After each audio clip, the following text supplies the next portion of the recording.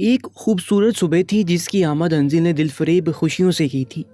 آنکھ کھلی تو اپنے پاس ایک فلاور بکے دیکھ کر اس نے مندی آنکھوں سے ہی مسکرا کر ان گلاب کے پھولوں کو دیکھا، پھر انہیں ہاتھ میں لیا اور اپنی ناک کے پاس لے جا کر اس کی مسرور کن بو اپنے اندر بسانے کی کوشش کی۔ پھر گھڑی پر نظر درائی تو 10 بج رہے تھے۔ کمرہ خالی تھا، شہریار جا چکا تھا۔ وہ اٹھ کر بیٹھ گئی، اپنے بالوں کا جوڑا بنانے لگی۔ رات کی ہر بات اسے یاد آنے لگی، چہرے پر خود بخود سے مسکراہٹ سج گئی تھی۔ شہریار کی سنگت نے اسے مکمل کر دیا تھا۔ کتنے وعدے کیے تھے اس نے انزل سے۔ ایک رات میں وہ جان گئی تھی کہ کتنا شدت سے شہریار اسے چاہتا ہے۔ پورا دن اس نے انہی خوبصورت خیالوں میں گزارا تھا۔ رات کو جب شہریار گھر آیا تو اسے دیکھتے ہی انزل کی شرم سے پلکیں جھک گئی تھی۔ کمرے میں آتے ہی اس نے سب سے پہلے انزل کی خیریت دریافت کی۔ وقت یوں ہی گزرنے لگا تھا، پھر تو جیسے انزل کی ہر رات محبت کی نظر ہوتی چلی گئی تھی۔ وہ شہریار کا ساتھ پا کر بہت خوش تھی، اب بالکل ٹھیک ہو چکی تھی۔ زخم بالکل بڑھ چکے تھے، اس لیے کوشش کرتی تھی کہ شہریار کا ہر کام خود کرے۔ کچن میں اس کا جانا بالکل ممنوع تھا۔ صبح وہ شہریار کے اٹھنے سے پہلے ہی اٹھ جاتی تھی، اس کے آفس کے کپڑے نکال کر خود باہر چلی جاتی تھی، فرید سے کہہ کر اس کے لیے ناشتہ بنواتی تھی۔ اپنے گھر کی خوشی کا احساس ہی الگ ہوتا ہے۔ بہت جلد وہ گھر کی ہر چیز کی رد و بدل اپنی مرضی سے کر چکی تھی۔ 2 ماہ کیسے گزرے تھے پتہ ہی نہیں چلا تھا۔ مقدس بیگم کی بار بار کالز آ رہی تھی کہ وہ چند دن کے لیے گاؤں آ جائے، مگر وہ جب بھی شہریار سے کہتی وہ منع کر دیتا۔ ہم بالکل بھی نہیں انزل، تم جانتی ہو کہ آج کل آفس میں بہت کام ہے، میں بالکل بھی گاؤں نہیں جا سکتا۔ انزل نے اس سے ٹائی پہنتے ہوئے گاؤں جانے کے متعلق پوچھا تھا۔ میں نے کب کہا کہ آپ کام چھوڑ کر جائیں، بس مجھے جانے دیں، ٹائی باندھتے ہوئے انزل نے بڑے پیار سے پوچھا تھا۔ اپنی باتیں وہ یوں ہی پیار بڑے انداز سے شہریار سے منواتی تھی۔ شہریار نے اپنے دونوں ہاتھ اس کے کندھوں پر رکھ کر فاصلہ کچھ کم کرتے ہوئے دھیرے سے کہا تھا، تمہارے بغیر تو مجھے سانس لینا بھی محال لگتا ہے۔ انزل، میں تو تم سے آفس سے 10 بار کال کر کے بات کرتا ہوں، گھر آتے ہی میری نظریں بے تابی سے بس تمہیں دیکھنے کی منتظر ہوتی ہیں۔ تم جب نظر آتی ہو تو ہی دل کو چین آتا ہے۔ اگر تم گاؤں چلی گئی اور مجھے میرے گھر میں نظر نہیں آئی تو میں سارے کام چھوڑ کر گاؤں چلا جاؤں گا۔ سوچ لو انزل، میرے سارے پروجیکٹس بیچ میں رہ جائیں گے۔ شہریار بڑے پیار بڑے انداز سے اسے اپنی مجبوری بتائی تھی۔ شہریار، میں اداس ہو گئی ہوں، سب سے پہلے مجھے گاؤں جانا ہے، پلیز بس 2 دن کے لیے جانے دیں۔ انزل اس کی ٹائی باندھ کر اس کے سینے پر سر ٹکا کر بولی، جانتی تھی کہ وہ اس کی بات نہیں ٹال سکتا۔ نیور سویٹ ہارٹ، 1 دن کے لیے بھی نہیں۔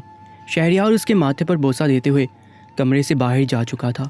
شہریار کے آفس جاتے ہی اس نے جہانگیر بلوچ کو فون کیا تھا، تائیں مجھے گاؤں جانا ہے، میں بہت اداس ہوں، مجھے امی اور دادی دونوں بہت یاد آ رہی ہیں۔ وہ چاہتی تھی جہانگیر شہریار سے کہہ دے، باپ کی بات وہ نہیں ٹال سکتا تھا۔ تو آ جاؤ بیٹا، تمہیں روکا کس نے ہے؟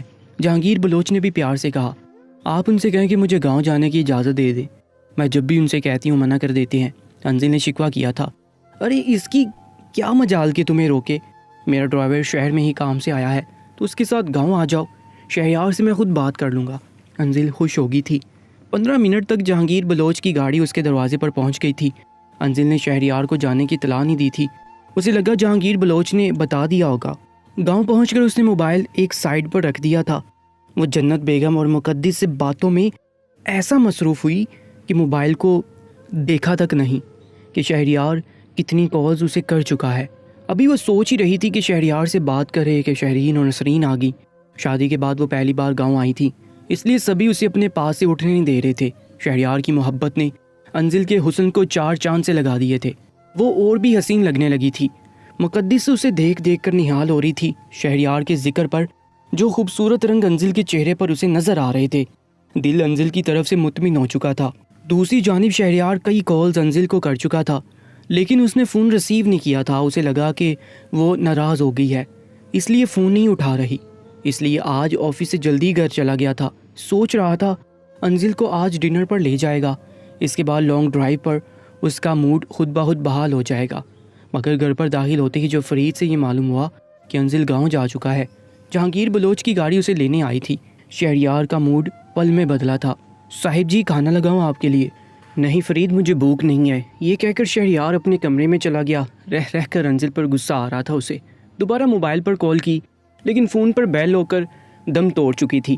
شہریار نے جہانگیر بلوچ کے نمبر پر کال کی تو انہوں نے بھی شہریار کو ڈانٹ دیا تھا، تم نے کیا بچی پر اتنی پابندیاں لگا رکھی شہریار؟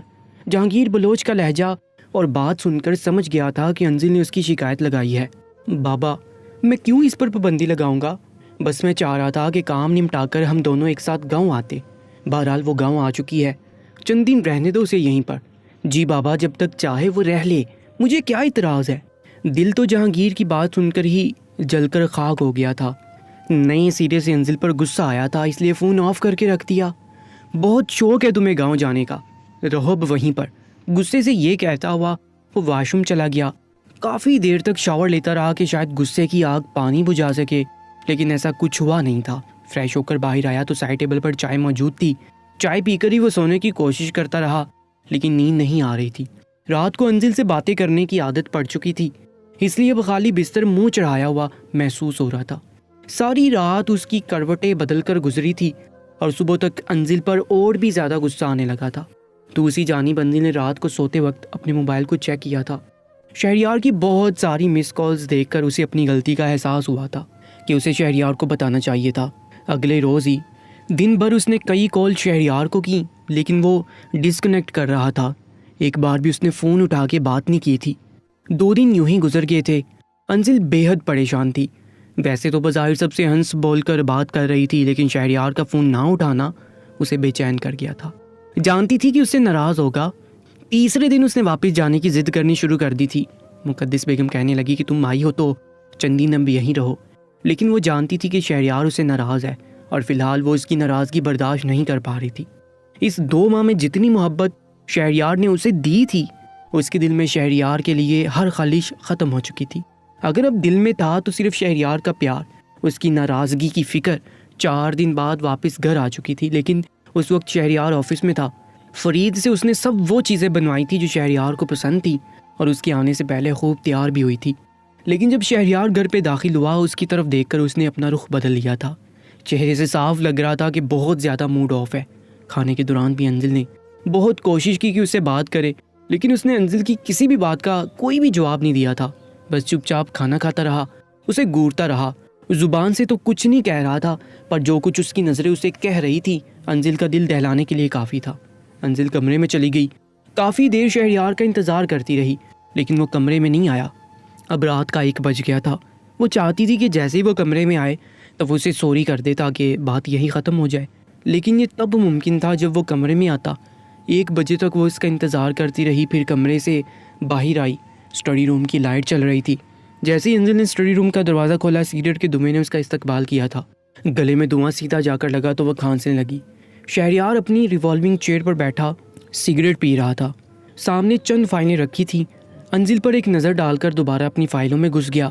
انزل چلتے ہوئے اس کے پاس آ گئی۔ شہری مجھے آپ سے کچھ بات کرنی ہے۔ انزل نے کچھ ہچکچاتے ہوئے بات شروع کی تھی۔ تمہیں نظر نہیں آ رہا کہ میں کام کر رہا ہوں؟ جاؤ یہاں سے۔ بڑا اکھڑا ہوا لہجہ تھا۔ آپ کے لیے کافی بنا دوں؟ انزل نے دوسرا پیترا استعمال کیا تھا۔ اس کی بھی ضرورت نہیں ہے۔ اس کی جانب بنا دیکھے ہی بات کر رہا تھا۔ انزل کی نظر ایشٹرے پر پڑی تو بجھی ہوئی سگریٹوں کا ڈھیر دیکھ کر اسے افسوس سا ہوا تھا۔ شہری آپ نے اتنی سگریٹ کیوں پی ہے؟ انزل نے فکر مندی سے پوچھا۔ تم سے مطلب یہاں سے اور اپنے کام سے کام رکھو۔ شہریار کا لہجہ بتا رہا تھا کہ وہ اس سے کس قدر ناراض ہے۔ انزل اس کے سامنے رکھی کرسی پر بیٹھ گئی۔ I'm sorry Shahryar. Sorry forward?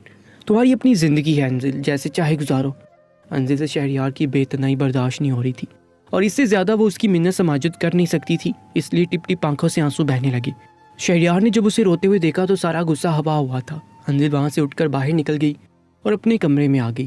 Shahryar نے ایک گہری سانس لی، ہاتھ میں پکڑا سگریٹ اس نے ایشٹرے میں بجھایا، فائلیں بند کی اور اسٹڈی روم سے باہر آ گیا۔ اپنے کمرے میں گیا تو سسکیوں کی آوازوں نے اس کی ہوش اڑا دیے تھے۔ انزل بیڈ پر لیٹی سسکیوں سے رو رہی تھی۔ شہریار اس کے پاس آ کر بیٹھ گیا۔ انزل میں نے ایسا کچھ نہیں کہا کہ تم یوں رونے لگو، شہریار نے اس کے رخساروں سے بہتے آنسو صاف کرتے ہوئے کہا تھا۔ انزل نے اس کا ہاتھ پیچھے جھٹک دیا۔ آپ مجھ سے بات کیوں نہیں کر رہے؟ اب ناراضگی دکھانے کی باری انزل کی تھی، اس لیے کہ میری بات کی تمہاری نظر میں اہمیت نہیں ہے۔ شہریار اب دھیمے لہجے میں ہی شکوہ کر رہا تھا۔ میرے نزدیک آپ کی بہت اہمیت ہے، اور یہ بات آپ اچھی طرح سے جانتے ہیں۔ اگر تمہاری نظر میں میری بات کی اہمیت ہوتی تو تم گاؤں جانے سے پہلے مجھے بتاتی۔ انزل نہ جانے کیوں اسے صفائیاں دے رہی تھی۔ شاید معاملہ دل کا تھا، اس لیے نہیں چاہتی تھی شہریار کوئی غلط فہمی پالے۔ تایا سائی نے ڈرائیور بھیج دیا تھا. مجھے نہیں پتا کہ وہ اتنی جلدی گاؤں جانے کے لیے ڈرائیور بھی بھیج دیں گے. میرا فون کیوں نہیں اٹھایا تھا؟ شہریار نے تھوڑا شکوہ کیا تھا. میں دادوں کے ساتھ بیٹھی ہوئی تھی کہ پھر شرین اسے نسرین پھپھو بھی آ گئی. باتوں میں وقت کا اندازہ نہیں ہوا تھا، لیکن دوسرے دن میں نے آپ کو بہت کال کی تھی، لیکن آپ نے میرا فون نہیں اٹھایا، مجھ سے بات بھی نہیں کی. اتنی معمولی سی بات ہے شیری، اور میں کب سے آپ کو منانے کی کوشش کر رہی ہوں، سوری بھی کہہ دیا، لیکن آپ کا موڈ ہے کہ ٹھیک ہی نہیں ہو رہا. رو نہیں تو اور کیا کروں؟ شہریار نے اس کے دونوں ہاتھوں کو تھاما اور بولا، اوکے ٹھیک ہے، اب یہ رونا بند کرو. تمہیں پتہ ہے نا تمہارے آنسو مجھے کتنی تکلیف دیتے ہیں. شہریار کی بات سن کر وہ سوسو کر کے اسے سینے لگ کر کہنے لگی، میں اب گاؤں نہیں جاؤں گی، مجھ سے آپ کی ناراضگی برداشت نہیں ہوتی. شہریار کچھ پل تو اسے غور سے دیکھتا رہا. عورت محبت کی طلبگار ہوتی ہے. کون کہہ سکتا ہے کہ یہ وہی انزل ہے جو مجھ سے شدید نفرت کرتی تھی؟ کئی سال کی نفرت میرے 2 مہینے کی محبت نے ختم کر دی ہے اس کے دل سے، اور یہ میری جیت ہے. شہریار کچھ بھی کر سکتا ہے، کسی کو بھی جیت سکتا ہے، اسے کوئی بھی شکست نہیں دے سکتا. شہریار کے اندر بیٹھا متکبر انسان تھا جس نے شہریار کو داد دی تھی. وہ لڑکی جو بچپن سے جوانی تک اس سے صرف نفرت کرتی تھی، آج اس کے سینے سے لگی، اس سے محبت کا اعتراف کر رہی تھی. اور یہ کچھ چھوٹی بات نہ تھی. انزل اور اپنے بیچ آنے والے سادی نامی رکاوٹ کو شہریار نے کسی پتھر کی طرح ٹھوکر مار کے راستے سے ہٹایا تھا.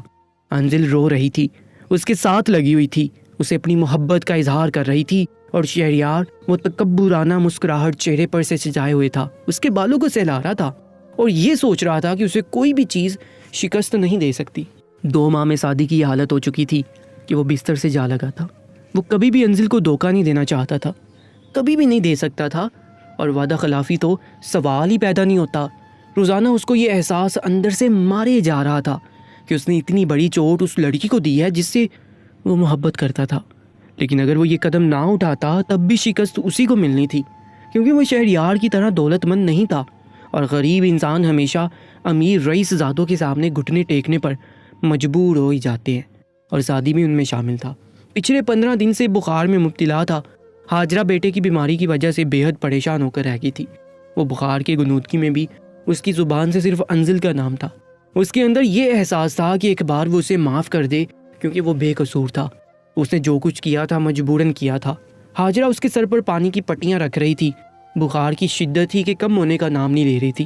سادی بخار کے عالم میں نیم بے ہوشی میں بھی یہی کہہ رہا تھا کہ امی ایک بار انزل کو بلا دے، مجھے اس سے معافی مانگنی ہے. جب تک وہ مجھے معاف نہیں کرے گی مجھے چین نہیں آئے گا. پچھلے 2 ماہ سے بہت بڑی اذیت میں مبتلا ہوں، مجھے رات کو نیند نہیں آتی. اس کی سسکیاں سنائی دیتی ہیں، میری آنکھوں کے سامنے اس کا روتا ہوا چہرہ نظر آتا ہے. میں جس احساس ندامت میں مبتلا ہوں وہ تب تک باقی رہے گی جب تک کہ وہ مجھے اپنی زبان سے یہ نہ کہہ دے کہ میں نے تمہیں معاف کیا. سادی ہاجرہ بیٹے کی حالت دیکھ کر آنسو بہا رہی تھی. بسمہ بھی الگ پریشان تھی، اور ابراہیم صاحب بھی. ہاجرہ نے تو کچھ بھی نہیں کہا، لیکن بسمہ نے انزل کو کال کی تھی. انزل نے بسمہ کا نمبر دیکھ کر کال ڈسکنیکٹ کر دی، اور ان لوگوں سے کوئی رابطہ نہیں رکھنا چاہتی تھی. لیکن بار بار بسمہ کی کال آ رہی تھی، اس سے اس نے فون اٹھایا اور کہا کہ خدا کے لیے دوبارہ مجھ سے کوئی رابطہ مت رکھنا. لیکن بسمہ کی سسکیوں نے انزل کا فون ڈسکنیکٹ کرنے سے روکا تھا. انزل میرا بھائی مر جائے گا. اس جملے نے تو گویا انزل کا دل ہی کھینچ لیا تھا. بسمہ کیا ہوا سادی کو؟